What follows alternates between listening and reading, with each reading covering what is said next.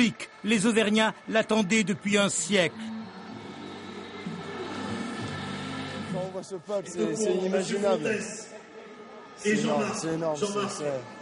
Il n'y a pas de mots pour décrire cette émotion, ce peuple. Je crois que c'est du jamais vu en France. C'est vrai que c'est des moments magiques. Il y a eu le moment du stade, mais celui-là, il est particulièrement chargé en émotions.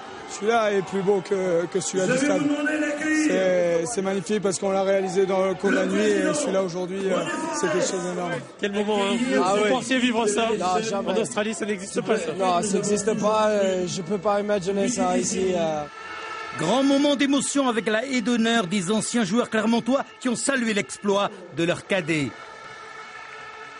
Je pensais à tous les grands joueurs qui sont passés au club qui n'ont pas eu ce titre. Et je trouvais que c'était formidable que les jeunes aient réussi ça. Et j'étais ému parce que je pensais à tous ces gens-là qui ont été grands joueurs mais qui n'ont jamais été champions de France. Hier soir au Stade de France, les 20 000 supporters auvergnats étaient recrus d'émotion après la victoire des héros du Clermont-Auvergne sur Perpignan, 19-6. 100 ans qu'on attendait. Je croyais que j'y verrais jamais, moi. Oh, c'est super. Je sais pas si ça va être demain, mais on est champion. Jamais j'avais pu dire ça aujourd'hui. On est champion.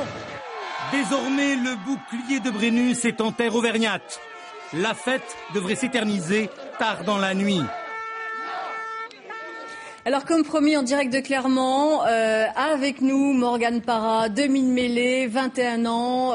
Bonsoir, je précise aussi que vous jouez en équipe de France. Alors c'est un moment unique que vous vivez depuis hier soir dans votre carrière. Alors quels sont les mots pour raconter un tel bonheur? Bonsoir déjà. Non, voilà, c'est un rêve de gamin qui se réalise maintenant. Tout est passé très vite. Je pense qu'on le réalise même pas encore. On l'a encore plus réalisé aujourd'hui en venant à Clermont et sur la place de Jaude avec ce public qui nous attendait. On lui a donné hier et il nous l'a très bien rendu aujourd'hui. Dans quel état psychologique se trouve le capitaine emblématique Aurélien Rougerie qui jouait sa 5e finale du top 14? Très bien, heureux. Je pense que il le méritait avec tant d'autres joueurs. Il y en a d'autres, Mario Ledesma, Thibaut Privat, Alexandre Debert qui aujourd'hui qui ont donné beaucoup au club et je pense qu'ils le méritent amplement. Alors c'était votre première saison, je crois, avec Clermont, une saison qui a été pour autant assez difficile. Oui, c'est vrai qu'en arrivant, en changeant de club, j'ai eu des hauts et des bas, j'ai eu un peu de mal au début. Je me suis un peu perdu, j'ai dû me remettre en question. Je me suis peut-être vu, comme j'ai dit, un peu trop beau en début de saison. Maintenant, il a fallu retravailler, essayer de retrouver des repères et au fur et à mesure des matchs, ça a été de mieux en mieux. Donc aujourd'hui, content parce qu'avec les hauts et bas, il y a un titre à la fin. Et il y a eu des hauts et des bas avec l'équipe, donc le titre, c'est la concrétisation d'une grosse saison. Oui. Ouais. Est-ce que vous êtes surpris par cette liesse populaire exceptionnelle à Clermont-Ferrand qui attendait ça depuis quasi un siècle, on le disait? Est-ce que vous êtes surpris? Oui, je suis surpris parce que je ne m'attendais pas du tout à cet accueil aujourd'hui.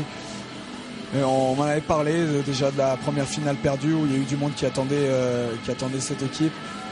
Et voilà, je pense que 4 ans après, donc 100 ans, parce que 100 ans qu'ils attendent ça, mais voilà, 4 ans, 4e finale et c'est la bonne. Merci beaucoup Morgane Parra et on vous laisse fêter évidemment cet événement avec vos amis. Merci. Merci. Cette autre belle histoire, celle de 3 jeunes qui en pleine nuit ont sauvé la vie d'une jeune maman.